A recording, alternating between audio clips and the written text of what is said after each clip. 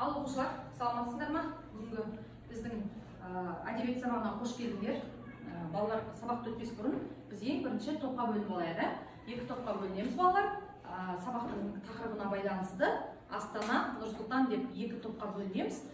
Сол үшін балалар топқа бөлу әдісінде біз түрлі түсті қағаздармен сендерді бөліп алайық сабағымызды балалар. Екі топты ал келіп ала қойыңдар. Баптарын ала қойыңдар.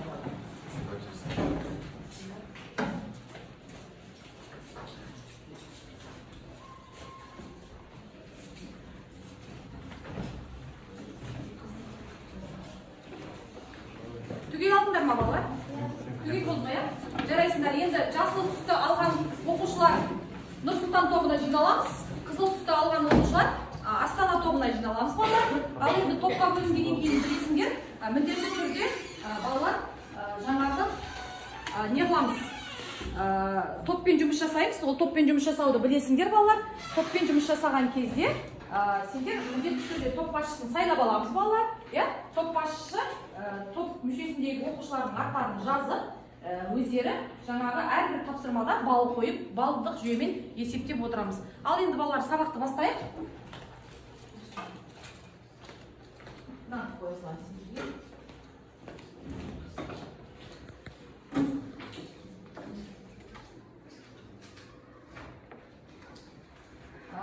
Енді біз балалар сендерге айтып отырмын, қазақтың көрнекті ақыны Несіпбек Айтұлының өмірбаяны, шығармашылығы, поэмаларымен танысамыз балалар бүгін. Ал енді өздерің білесіңдер, Алаштың белгілі қазақ ақыны, Қазақстанның еңбек сіңірген қайраткері, мемлекеттік сыйлықтың лауреаты Несіпбек Айтұлы 1950 жылы 22 қыркүйекте Тарбағатай тауында дүниеге келген. 12 жасында ата-анасымен бірге атамекеніне оралады. Орта мектепті бұрынғы Семей облысына қарасты Баршақтас ауылында оқыды. Болашақ жазушының поэзиясындағы бастапқы бірінші үлгісі белгілі бір ақынның туындылары емес, қазақтың қара өлеңі болған балалар. Ол қара өлең үрдісімен құрбы-құрдастарымен сықақтайтын. Енді Семейдің тумасы балалар еңбек жолын ерте бастап кетеді. 1967 жылдан бастап 8 сыныптан кейін мектепті тастап журналистика саласымен айналысып қалды. Міне осы кезден бастап журналистика саласына еңбек сіңіп, көптеген поэмаларды, қара өлеңдерді, өлең жазуды осы кезден бастайды балалар. Ал енді осы Несіпбек Айтұлының өмірбаяның шығармашылығын біз білесіңдер, бірнеше сабақтан бері өтіп келе жатырмыз. Сондықтан бүгін шығармасы соның ішіндегі бізде Бәйтерек поэмасымен танысамыз балалар. Ал енді бұл сабақты бастамас бұрын жаңа сабаққа кіріспе бойынша ой шақыру мақсатында Астана туралы бейнематериалымызды көріп алайық балалар. 3 минуттық бейнематериалымыз бар. Осы бейнематериалды мұқият тыңдап отырып, сол бойынша ары қарай жұмысымызды жалғастырамыз.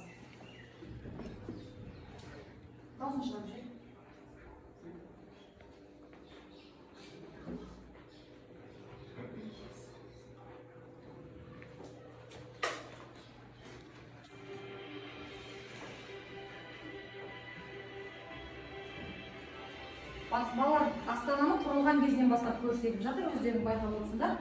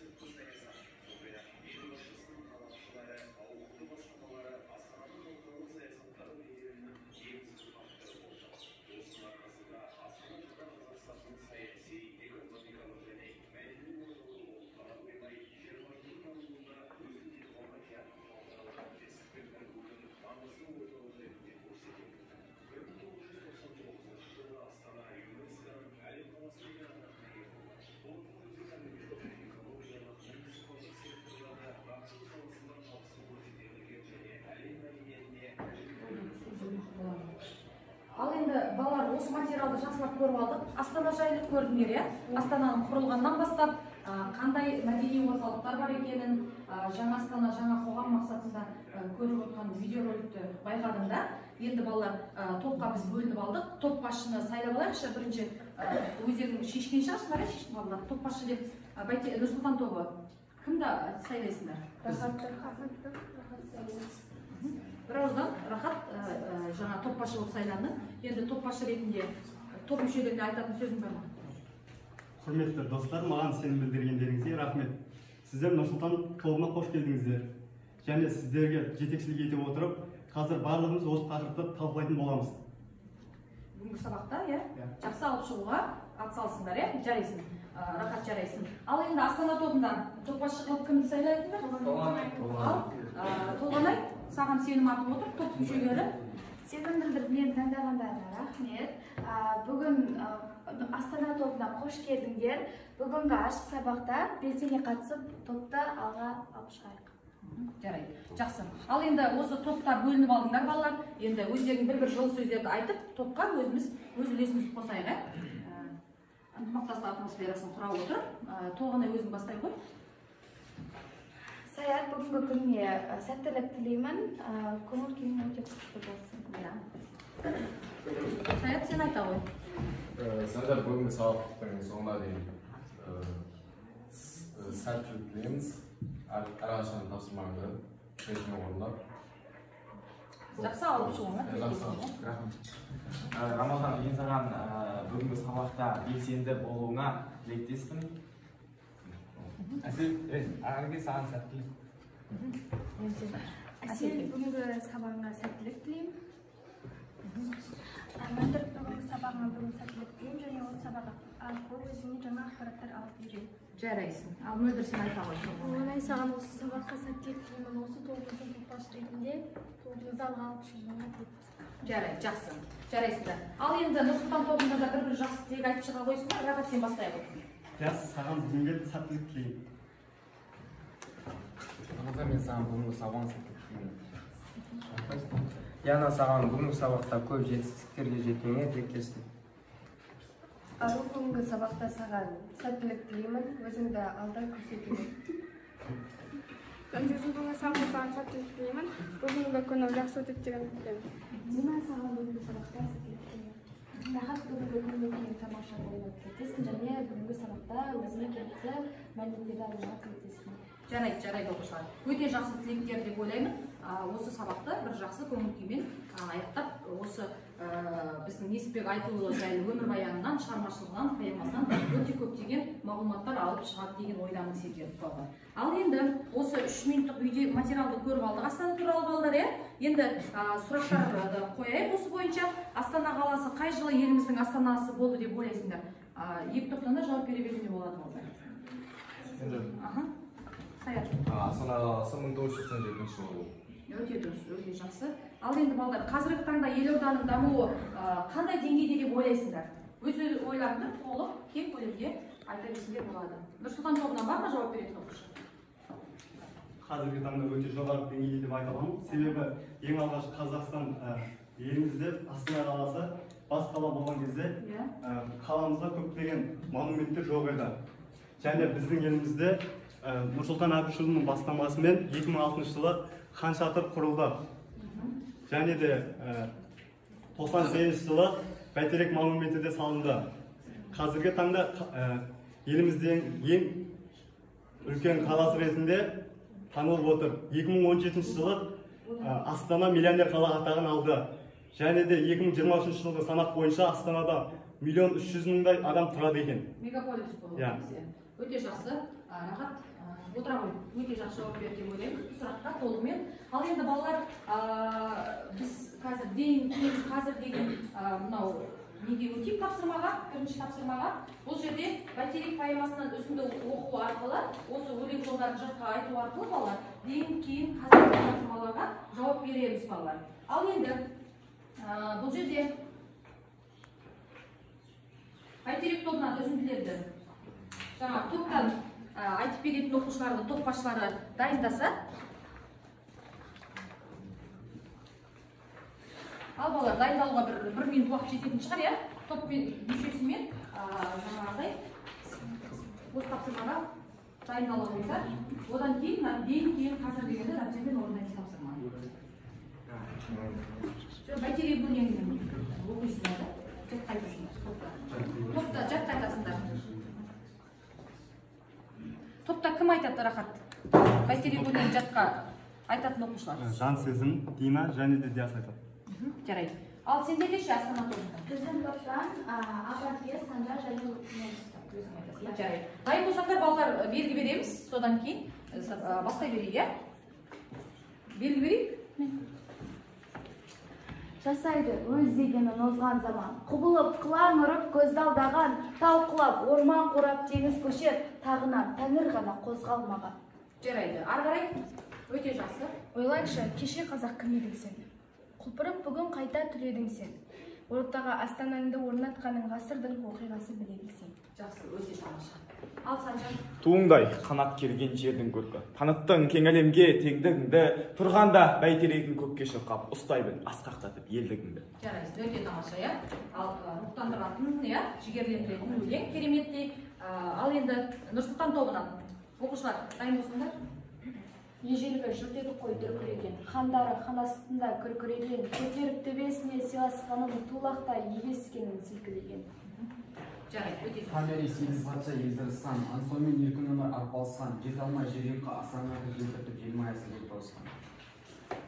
Сарыарқа сайындала жеркіндігі, баянды байтағы мен елдің күні.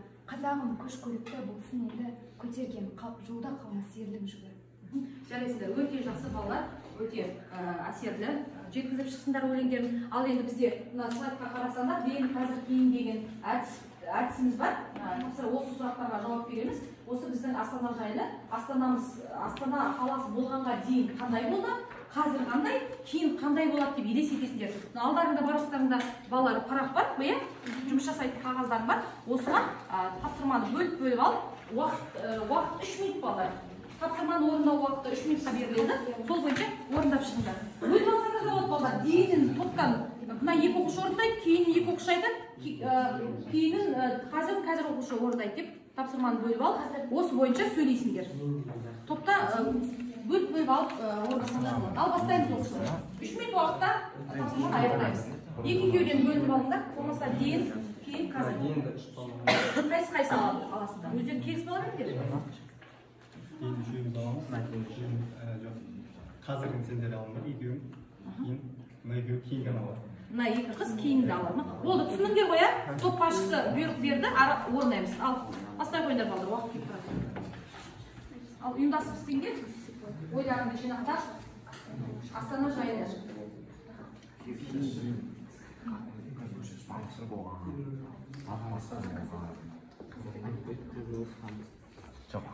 Сендер дейінді алдыңдар ма, Санжар? Дейінді алдыңдар ма? Иә. Астана қаласы болғанша Астана қандай болды? Ақмола кезінде қандай болды? Соны жазасыңдар да? Иә. Небір керемет ғимараттар салынбай жатқандағы жағдайды суреттейді. Иә, ең соны суреттеп түсіндіріңдер. Ал бастайыңдар балдар. Болғандар.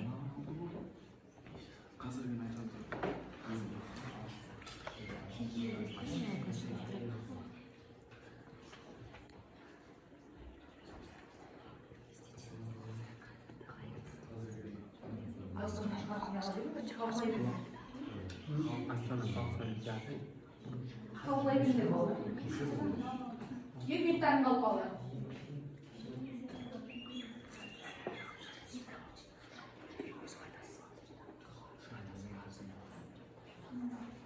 Сен қазір жазарсың, жоқ, мен біріншісінде аламын.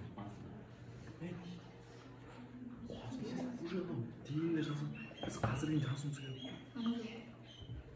Сен кейін жазам. Біз онда кейінгіні жазамыз. Дейін, қазір, кейін. Уақыт болып қалайын деп, балдар бола қойды, бір жарым минуттар. Бұрын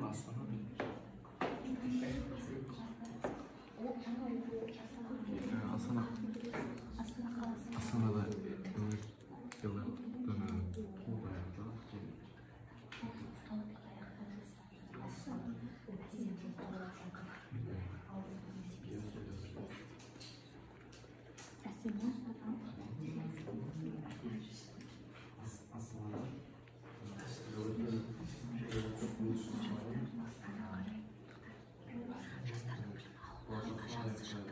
Болған топ белгі берсеңдер болады балдар.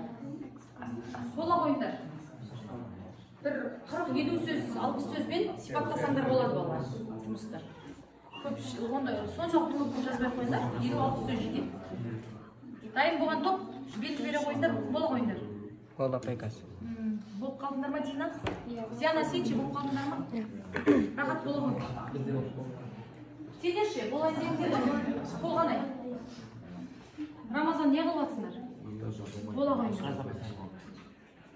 Тез бола қойыңдар.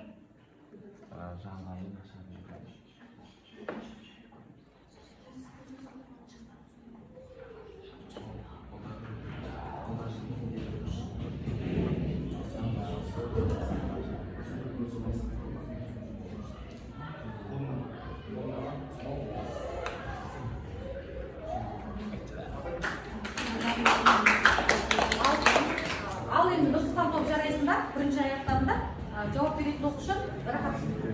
Өзіңнен бастайсың ба? Кейіннен бастаңыз. Бұрынғы кезде Астана қаласы Целиноград деп аталды. Және де Астана қаласында көптеген бидай өндіруге көпшілік жарық береді. Жақсы. Соның нәтижесінде Астана қаласының жанындағы жерлерді тыңайту жұмыстары басталады. 9 миллион гектарға жуық жер жыртылады. Және де 1862 жылы Астана қала атағын алған.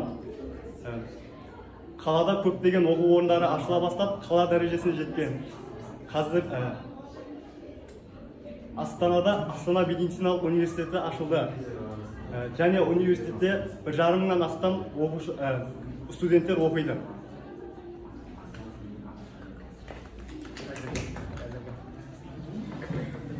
Қазіргі Астана көркейген биік имараттар салынған, туризм саласы дамыған көркем қала. Сонымен қатар бұл қалада дүниежүзілік жүйеде іс-шаралар өтіліп жатыр. Мысалы ретінде Экспо 2017-ні айта аламыз. Біз бұдан да көптеген жетістіктерге жете аламыз деген үміттеміз.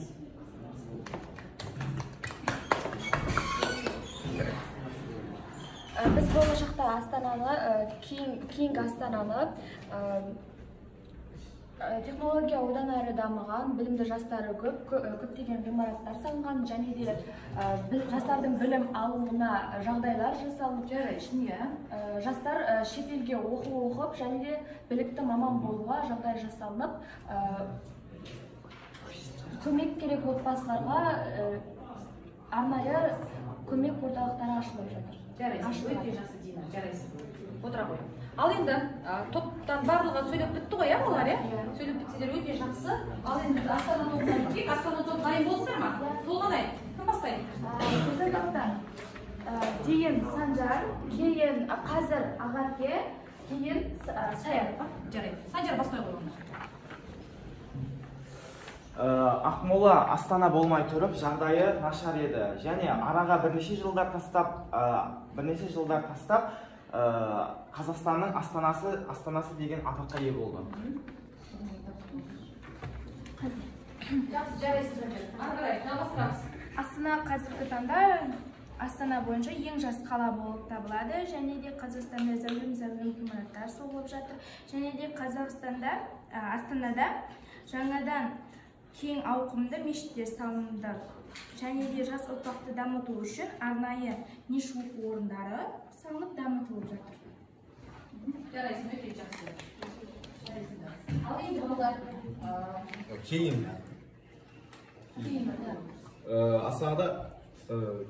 Астанада электр құрылыс жоспары бітеді, және де алдағы 2050 жылға дейін Астана қаласы жоғары деңгейде қарқынды дамиды. Туризм қазіргіден қарағанда жоғары деңгейге көтеріледі. Басқа елдерден білікті мамандар келіп жұмыс істейді. Біздің болашағымыз ашық жарқын. Керемет. Ал енді топ мүшелеріне жауап беруіне топ басшылары балды қойып отырыңдар, әрбір тапсырмада сабақтың соңында қорытындылап, сол бойынша нәтижесін шығара қоясыздар. Ал енді ары қарай балалар тапсырмамызды жалғастырамыз. Несіпбек Айтұлының Бәйтерек поэмасын Қалқаман Сариннің Астана өлеңімен және Ерлан Жүністің Менің атым тәуелсіздік өлеңімен балдар салыстырып шығамыз. Ол тапсырманы жаңағы дайын арнайы парақшаларға орындаймыз балдар. Осы бойынша тапсырманы өздерің алып шығасыңдар. Ал енді Қалқаман Сариннің шығармасын ала қойыңдар.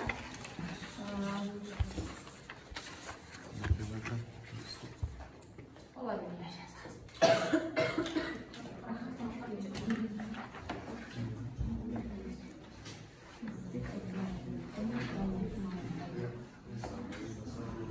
не болды? Ерұлан Жүністің менің атты тәуелсіздікпен жаңағы шығармаларын салыстырамыз болды. Несіпбек Айтұлының артық тапсырманы орындайды, бір тапсырманы. Ерұлан Жүністің мынау болды алда тапсырмалары. Не істейсіздер енді бұл жерде? Бұл тапсырмада өлеңмен танысып шығасыңдар, поэмамен салыстырасыңдар, ұрпақтар сабақтастығын тауып, жаңашылдығына баға бересіңдер, тарихи және қоғам көркем құндылығын анықтап шығасыңдар. Дескриптор осындай балдар қойылып отырған шарты, иә? Осы бойынша жұмысты атқарамыз. Мына Ерұлан Жүністің шығармасымен Несіпбек Айтұлының салыстырып, оны салыстыруларында парақшаға түсіресіңдер. Өлеңдері міне тұр балдар. Менің атым тәуелсіз. Бұған балдар біз 4 минут уақыт берейік, иә балдар? 4 минут уақыт жететін шығар.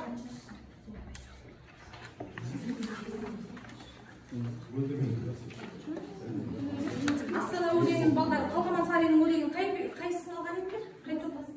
Міне сендерге мына осыған жұмыс жасап толтырасыңдар. Ал Ерұлан Жүністің менің атым тәуелсіздік өлеңін маған жазасыңдар. Ал топ басшылар сіз күнде жазады тез ойласып бір оқушы бір тапсырмадан жазып шығыңдар. Бір сөзден жазып шығыңдар, сонда тез солар. 4 минуттық тапсырма бола қойыңдар. Өлеңді алдарыңа бердім. Кітаптан да қарауға болады, алдарыңда кітапта тұр. Яғни ұрпақтар сабақтастығын, жаңашылдығын, тарихи және көркем құндылықтарын жазып шығасыңдар. Әр оқушы бір-бір өздерінің ойларын жазса, сонымен болады. Иә, мынау ұяшықтарды толтырамыз. Жылдан бола қойыңдар балалар. Өзің ойыңды жазды, ар жаққа Саятқа бер, Саят Санжарға берсін. Сөйтіп жазып толтыра беріңдер.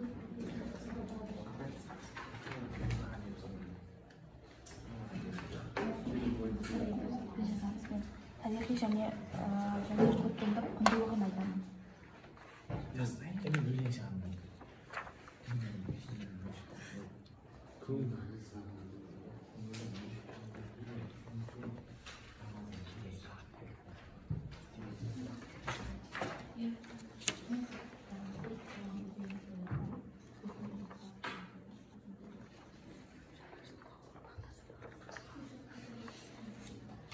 Ертерек бүтіп қойсаңдар, белгі береміз, оқушылар. Тез жазамыз, өзге тақырыптар береміз.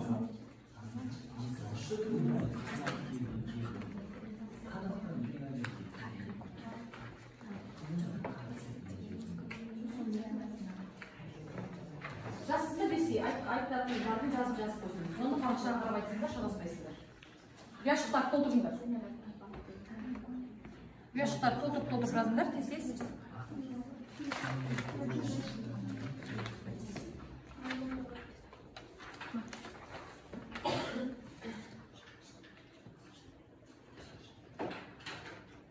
Бола қойыңдар.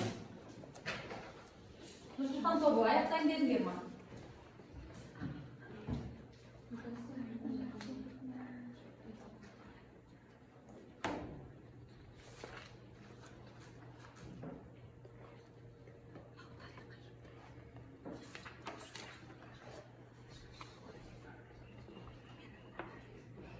Сена бола қойыңдар.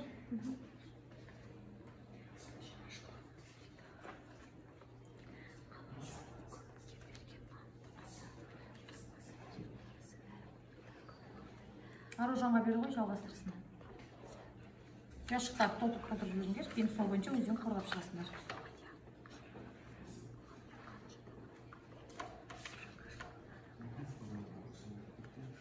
Толғанай бітті ма, тоқтарында шығады? Санжар ақырай Рамазанға бере ғой.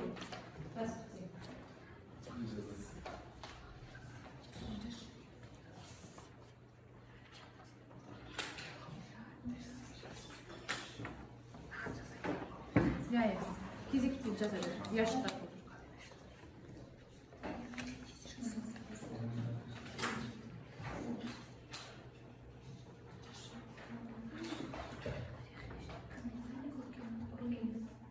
Уақыт болды балалар, бола қойыңдар.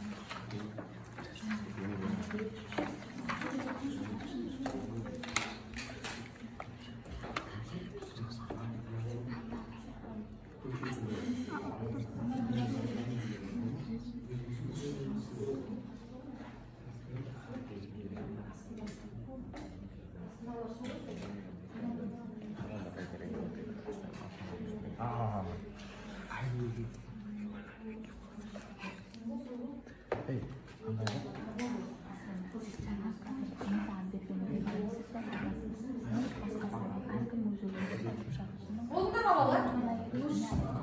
Al bol basayız. Haydi oturdu. Dolayısıyla bitirme. Bol basa ayda vermeyin. Al Astana toğu. Basayında toğuna yakın basayın. Bizim Baiтерек поэмасымен Астана өлеңін біз үзінді ретінде алдық өлеңдермен. Бірінші бізді Бaiтерек поэмасынан.